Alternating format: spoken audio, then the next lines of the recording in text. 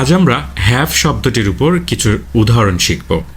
Have শব্দটি ইংরেজি ভাষায় মালিকানা বা অভিজ্ঞতা বোঝাতে ব্যবহৃত হয়। এই অনুশীলনের মাধ্যমে আমরা হ্যাভ শব্দটির ব্যবহার করে কিছু বাক্য তৈরি করব এবং তার বাংলা অনুবাদ দেখব, যাতে আপনি সহজেই এটি মনে রাখতে পারেন। যেমন, আই হ্যাভ এ বুক, আমার কাছে একটি বই আছে। শি হ্যাজ এ কার, তার একটি গাড়ি আছে। উই হ্যাভ মেনি ফ্রেন্ডস, আমাদের অনেক বন্ধু আছে। I have breakfast every morning, আমি প্রতিদিন সকালে নাস্তা করি। He has a meeting at 3 PM, তার 3টা একটি মিটিং আছে। They have a big house, তাদের একটি বড় বাড়ি আছে। আই হ্যাভ 2 ব্রাদার্স, আমার 2 ভাই আছে।